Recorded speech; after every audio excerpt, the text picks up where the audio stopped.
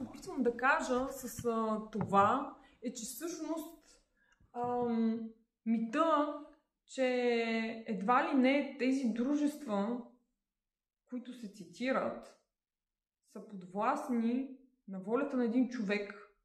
И този човек контролира всеки един индивид в тези дружества. Кога става, кога ляга, кога киха, кога се подписва, къде се подписва. Аз ви го обяснявам това нещо за тези по-долу, за да ви кажа, че това не е така. И че аз решенията, които съм ги взимала, аз лично, включително и когато съм била в борда и съм имала цялостен поглед върху централата и върху дружествата, с които централата е работила, не сме имали такова вмешателство. Някой да ми казва на мен с Барни. Печачи се и под там, да. Какво да правя? А защо ви се ги говорите? Ако може да питаш. Защо смятате, че Веселин Тодоров ги твърди тези неща? Защо ги твърди? Аз вчера гледах интервюто. Да. И аз там мисля, че има личен мотив. Но не знам какъв е той. Личният мотив е видим. Той човека си беше конкретно настроен срещу конкретен човек. Вие си правете сами изводите. Аз не съм адвокат нито на един и нито на другия. Тук има нещо, което, пак казвам, видимо е лично. И не знам каква е легендата на единия господин, не знам каква е легендата и на другия господин. Но просто това е лично. Преди това господин Ковачков, с него започна предаването, той каза, че има информация за някаква задлъжнялост на въпросния Веселин Христов, която се надявало да му се размине плащането с повдигането на този скандал. Ама това вече... Вижте, аз смятам, че всяко едно нещо, което се твърди, особено в ефир, то може да бъде доказано. Нали така? Да. Така че в случая това може да се докаже. Нали, ако човека, който го твърди, знае за такава информация и може да я докаже, то по-скоро аз бих му казала да я докаже. Говори за двете страни.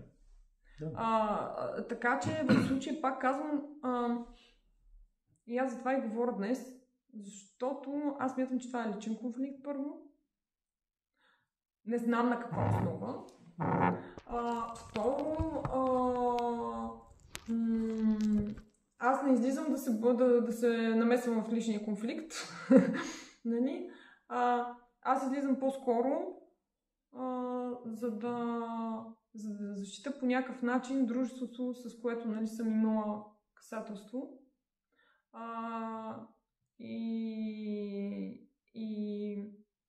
И как да кажа, и да се опитам да направя така, че да не се получава отново онзи цикъл, в който на едни хора, които работят там и им се нанася щета. Това е идеята на моето излизане. Да. Много е лесно, особено за хора, които са известни по някакъв начин в България, дали с добро, дали с лошо, и които ги свързват с определени дружества, нали, постоянно някой да мята съответно, нали, топлийки, за да може да прави сензация. С чуждестранни дружества... Сензация на гърба на толкова работници... Това е проблема. Аз за това говоря. Защото всъщност, как да кажа, всеки може да има конфликт с някой друг. Въпросът е, нали, какво прави, за да си разреши конфликта. Дали има зависимости, дали няма зависимости. Нали? Аз не мога да твърда със сигурност.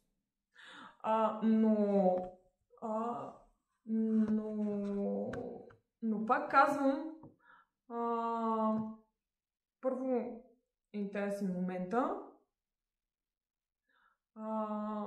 Интересно е защо точно по такъв начин. И пак казвам, видимо има много лично отношение. Да, прилича на вендета наистина. Това е работа на тия хора, да все пак да изнасят някаква, поне се стараят да бъде достоверна информация, защото се пускат документи с фрактни стола и изглежда доста объркващо. Аз не мога да кажа и не мога да говоря нито от името на Веселин Тодоров, нито от името на Антикорупционния фонд, нито от името на Христо Ковачки, нито от името на който и да е било, нали, освен от мое име. Аз говоря от мое име. И съответно аз затова, нали, разказах и за мен, и за ТЕЦ Бобов, и въобще за хората, които работят там, и че, как да кажа, не е честно тези хора, които 24/7 са в тази централа, се използват за партенки,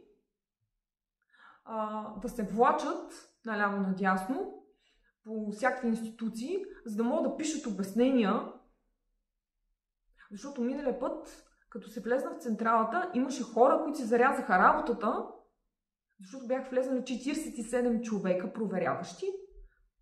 И тези 47 човека дърпаха всички хора, влачиха ги от гумено-транспортните ленти, от разтоварището, за да ходят да пишат показания. Да. Така че аз също съм била там и съм видяла. И не е често за тези хора. Оставам кой, какво, разказвал си някакви запис на заповеди, пък единият държал на другия, пък другия имал заем, пък другия не може да си покрие някакви разходи. Ма това, там вие си се разправите, нали, плюйте си се, нали, ако искате, бийте се и така нататък. Ама това са едни дружества, които работят. Да. И хранят хора.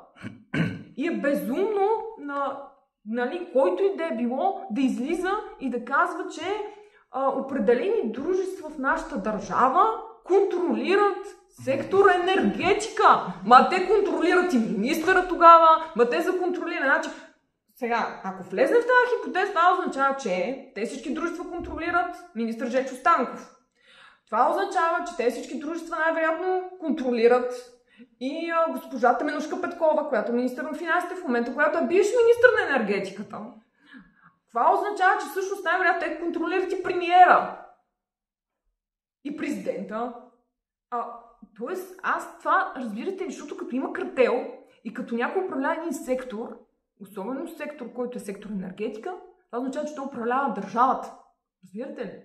Защото утре, нали, това е като сметосъбирачите. Сметосъбирачите 3 дена не събират и след това може да падне кмета и държавата. Се предава, да. Да. Тук в случая е същото. Този човек как държи сектора енергетика, той утре ще каже, гледайте си работата, спирам централите, оставате без топло, оставате през електроенергия. Нали разбирате, че това как се случва според вас? Според него много лесно. Да, видяхме. Да. Нарисувам. Така че аз това не го намирам за, как да кажа, значи, ТЕЦ Бобов дол, аз съм ходила да се боря, има записи, в които аз присъствам в комисията по енергетика, за да разказвам как съответно тази централа трябва да работи. И знаете ли, имаше много интересно отношение в посока на тогава, никой не интересува нас. Ние тук трябва да намаляме емисиите, съответно трябва да видим тази централа сега до кога, може да... Да закриваме, да. Да. Разбирате ли, че това, ако човек контролира целия сектор, аз няма да хода там да се моля от името на централата. Просто аз най-вероятно ще мога да влеза в Народното събрание и да нареда на комисията по енергетика какво да направим. Ама аз не съм имала такава възможност. Нали, от името на централата им в предвид.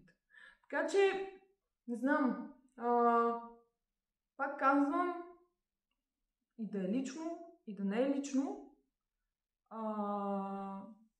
е много важно да не се стига до там да се създава едно, как да кажа, напрежение, което всъщност рефлектира не върху хората, които бяха вчера в телевизията.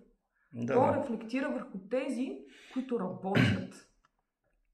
Това е резултата от цялата история. Да, защото всички знаят какво стана с контролу. Нали? Да. Какъв е проблема? Собствениците на централата да си кажат, и нас не ни харесва, затваряме. Тази централа поддържа град Бобов дол, защото тя най-големият данъкоплатец. Вие знаете ли, че Дупница и Бобов дол, двата града, щяха да се избият. Затова, защото Дупница искаше мястото, където е Бобов дол, също да премине към община Дупница. За да може съответно данъците, нали, на централата да отиват към тяхната община. Представете си, че тази централа е изчезна там, т.е. затвори се. Собствениците решат да я нарежат на скрап, могат да си построят там, защото тя така иначе мощността е присъединена, т.е. могат да си построят там един много голям парк с 3 работника, които ще се грижат за него и тук да приключи историята. Мината да се закрие, там забравих, нали, че всъщност от тези по-долу влизат и количество въглища, които тези мини те трябва да се закрият някога, но в случай все още там те работят. Има хора, които работят там, които не са малко. Не са малко, имам в предвид, че в едната работят, колкото хората в ТЕЦ по-долу. Нали, толкова персонал. Така че нещата, как да кажа, за мен са доста по-сложни, не са толкова плоски. И това е моето послание, че когато хората имат някаква вендета, нещо лично, е добре да сезират органите за това нещо и да си минат нещата по надлежния път и надлежния ред. Защото се нанасят и други щети, които... те избраха публичен екшън да се случат такива. Аз точно това ви обяснявам, че всъщност във всичките тези години, в които, примерно, взимам за пример това дружество, защото аз имам касателство към него, са влизали и излизали всякакви правораздаващи органи, нали? Резултатът е бил, потвърждаваме, че това, което казвате ви е така. И 5 месеца паника в централата. Това е бил резултат.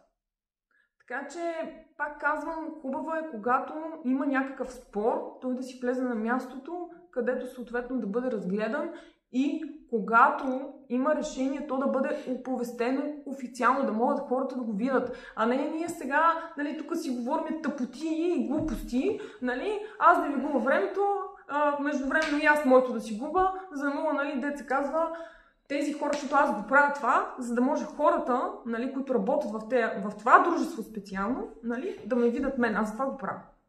Аз не го правя, нали, защото някой ме накарал, защото трябва да дойда, нали, сега тук да говоря в защита на някой и така. Аз го правя само единствено за бившите ми колеги. Това е хубаво за финал. Поне да има някаква надежда, че цялата тази глупост се размине без последствия за тях. Надявам се. Да, но.